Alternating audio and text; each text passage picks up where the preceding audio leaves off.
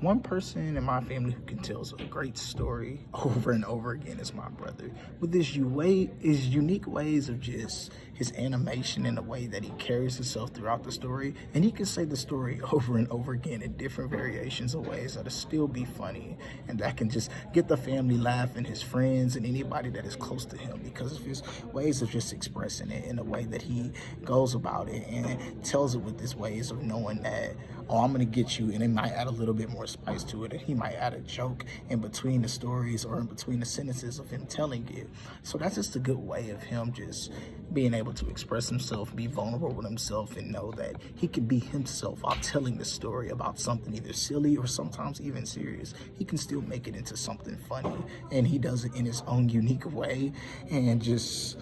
the way he just repeats and just the way he retells it anytime in a way to where if he is retelling it, he says it in different variations of ways to where it can still be funny, to where it can still get the people or the audience or whoever it is in the circle that he's telling it to, he's going to make sure that he can put his own unique,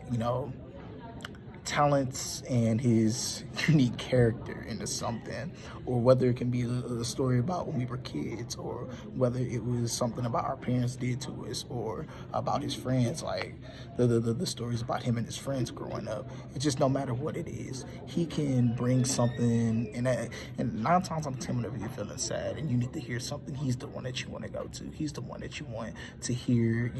tell the story about that time you got a whooping for something that you did. Like, it could be something so small, and he's gonna make it into something, into himself, and he can bring it into life. And that's one of the unique talents that he has in our family, is that he is an awesome storyteller. And once he gets on and going, it's hard to stop him, no matter what he's talking about, whether that can be in school cheating on an assignment, or it's just he's, to be really, really transparent, he can be really funny in those different variations of ways. And that kind of falls into to my second point, into who's who's an important, or one of my favorite like public narrators or storytellers, or that is a fan, that I'm a fan of, or that is famous, has to be Dave Chappelle. The reason why I say Dave Chappelle, because he kind of falls in the lines of the same categories of my brother, of his unique, what did you call it, like his scenarios of telling stories, whether that be about Rick James or Michael Jackson,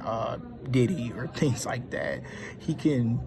bring in something and just narrate that character down packed and make it into something. He can make it into his own character, making it into his own unique creative thing that can get the audience enough attention to get people to understand who he is, what kind of person he is that he enlightens his character with. So that is just great ways for him to just utilize and take his funniness and take all like his animation and his sense of humor and bring it into live TV or make it into a Netflix series, and kind of just get the audience up and jumping and give them something to laugh at, give them something to enjoy or something to relate to, or things of that nature. And that's one of the things that my brother falls into the line to him of himself, just being a great storyteller and understanding the artifacts of how he can make his audience laugh, or the people around him laugh, with his ways of thinking, and just coming up with one of the most craziest thoughts. Even when he's not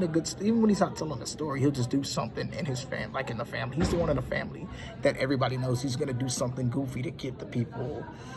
to get the family, his friends, his peers is up and laughing, with this great sense of humor and just his ways of just not caring and being apologetic through whatever it may be. But with Dave Chappelle, like, his ways of just telling that universal story, whether it's true or not, it can be, 9 times out of 10 it's going to be funny, because he's talking about somebody or impersonating somebody, and with this impersonations, that kind of just gives the perspective of being able to just acknowledge and appreciate the gifts of funniness and appreciate the gifts of sense of humor. It's not only just through Dave Chappelle, or even through different variations of actors or storytellers such as Kevin Hart or Bernie Mac or Martin Lawrence or anything, Will Smith. Like they just bring they bring their inner selves out, which is appreciative for us to be able to appreciate them for who they are. And they can kind of just have us, like their supporters step out of their comfort zones and become even funnier storytellers, whatever they may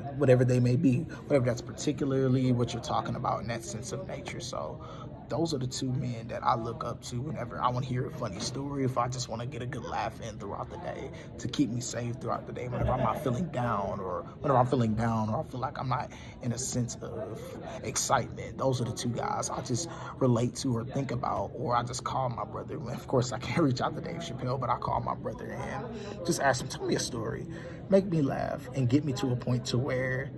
I can feel like myself again. Or whether it's Dave Chappelle who I want to watch throughout the times of the day, just to get a laugh and just to enjoy my day, and pretty much know that sense of humor can bring the light and the sense of joy out of anybody's life.